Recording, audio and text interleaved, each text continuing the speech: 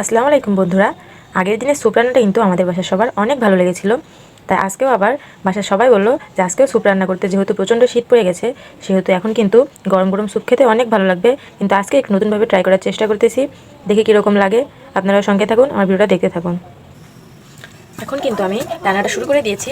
এই যে ঠিক আগের দিনের মতো আমি রান্না করবো, এর ভিতরে প্রথমে আমি দিয়ে দিচ্ছি কয়েক টুকরো মাংস, আর এর ভিতরে দিয়ে দেবো হালকা একটু লবণ দিয়ে কিন্তু আমি এখন এটাকে ঢেকে দেবো কিছুক্ষণ জাল করে সিদ্ধ করে। এখন কিন্তু আমি এর ভিতরে দিয়ে দিব সামান্য একটু আদা বাটা, রসুন বাটা এবং গোলমরিচ। এখন আমি এর ভিতরে দিয়ে দেবো আগে থেকে টুকরো করে রাখা গাজর। যেহেতু গাজরগুলো সিদ্ধ টাইম লাগবে, এর জন্য আমি মাংসের সাথে এগুলোকে সিদ্ধ করে নেব। এখন আমি এর ভিতর থেকে মাংসগুলোকে বেছে বেছে তুলে নেব। এখন আমি এর ভিতরে দিয়ে দেবো আগে থেকে টুকরো করে রাখা পাতাকপিগুলো। এগুলো আমি ভালো করে সিদ্ধ করে নেব একসাথে। আমার কিন্তু মাংস আর এগুলো কিন্তু সিদ্ধ করা প্রায় শেষ। এখন আমি এটাকে নামিয়ে নেব।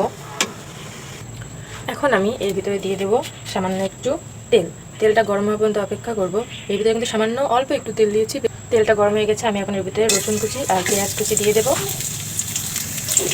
এখন আমি এটাকে হালকা সামান্য একটু বাদামি রং করে ভেজে নেব। আমার রসুন এবং পেঁয়াজ কিন্তু বাদামি করে ভাজা শেষ। এখন আমি আগে থেকে সিদ্ধ করে রাখা বাঁধাকপি এবং গাজরের পানিটাকে এর ভিতরে দিয়ে দেবো।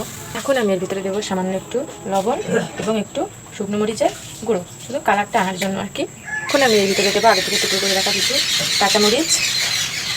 আর এরপর আমি দেবো, আমি যে মাংসগুলোকে সিদ্ধ করে নিয়ে গেছিলাম সেগুলো আমি টুকরো টুকরো করে রেখেছি। এখন আমি এগুলো এর ভিতরে দিয়ে দেবো। এখন আমি এর ভিতরে দিয়ে দেবো আগে থেকে ফেটিয়ে রাখা একটা ডিম।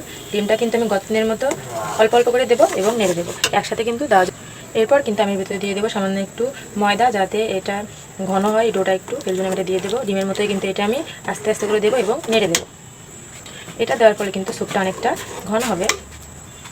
আমার স্যুপ রান্না কিন্তু প্রায় শেষ। এখন আমি শেষে এর উপর দিয়ে দেবো একটু তেঁতুল। এখানে লেবু ব্যবহার করা যায়, কিন্তু আমার লেবু ছিল না বলে আমি এখানে তেঁতুল দিয়ে দিলাম। এই যে আমার রান্না করা কিন্তু শেষ। এখন আমি এটাকে নামিয়ে নেব।